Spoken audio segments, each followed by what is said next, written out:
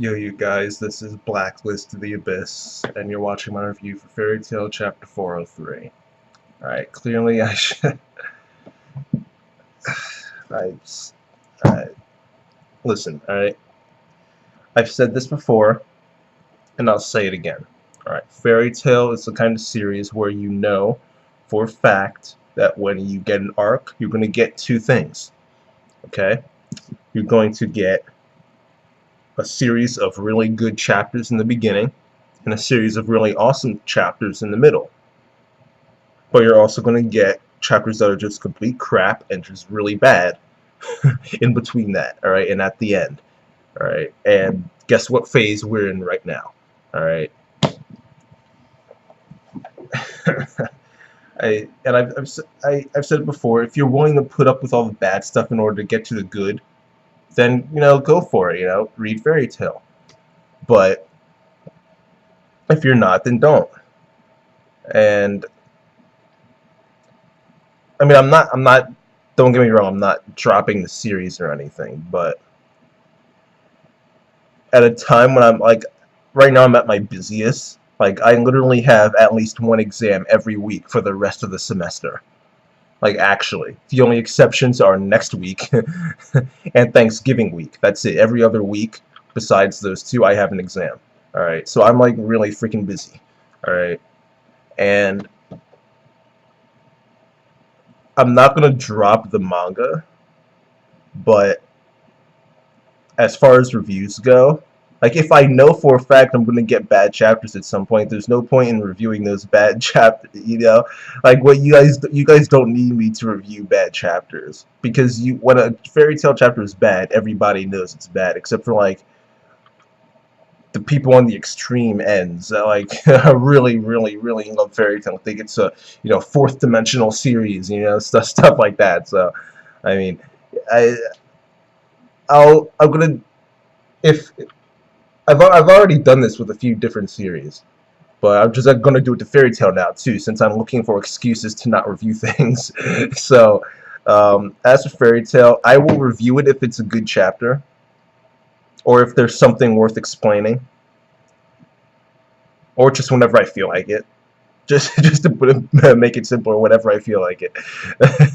If I feel like it, then I'll review a chapter of Fairy Tail. But if it's a bad chapter like this, then I'm probably just not going to review it.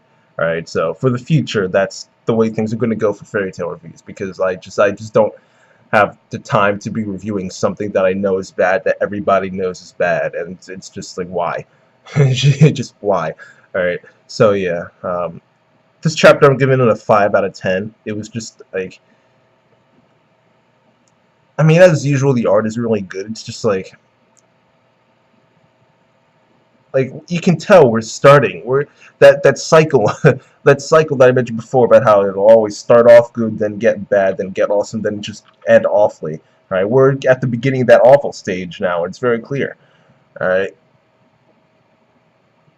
So this is like the start of the decline of this arc. It was already declining earlier, obviously, but it raised up a little bit. Now it's just going to start declining again. So yeah, I'll give this chapter 5 out of 10. I didn't even really say much about the chapter. I didn't really say anything about the chapter.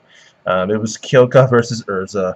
Kyoka was destroying Urza, took away all of her senses, amplified her pain, and she still got up and was talking and all this, and managed to punch Kyoka, because apparently she doesn't know how to dodge anymore. Whatever, but that was that. I mean, her talking is fine, because there are cases of deaf people who have learned how to talk, and someone like Urza, who does actually know how to talk and has just now lost her hearing, it's perfectly fine for her to still be able to talk, so that doesn't bother me.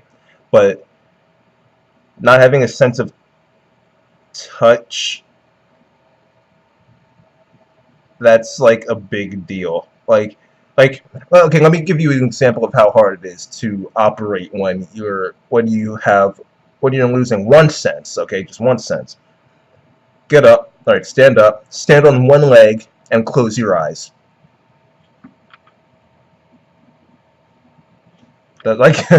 See, that's it. Stand up on one leg and close your eyes. All right. If you can keep your balance for like a few minutes, then I am impressed. All right. But most people, when they do that, as soon as they start closing their eyes, they'll start wobbling and stuff, okay? That's how hard it is to operate with just one of your senses gone, right? Your balance is completely off, all right? So Urza, with all of her senses gone, is standing up and fighting and punching people and knowing exactly where they are. It obviously just doesn't make sense. It's stupid. Her pain is amplified, but no, but this pain I feel is nothing compared to the pain I would feel if I lost the light of my friend. Nah, no, that doesn't work. That's not, no. You can't, no, just no, just no. All right, no. I don't need to say anything other than that. Just no.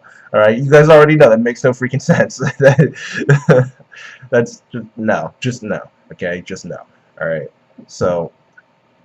I'm giving this check. Screw it. I'll give it a 4.5 out of 10. Screw it. I'm dropping the rating down a little bit because that literally makes no sense. Okay, but yeah, yeah. Natsu was already beating Margear. Natsu's gonna get back up and destroy him. Master End is gonna show up because the book is gonna open or something like that. Maybe Natsu touches the book or something and gets taken over by End. I don't know.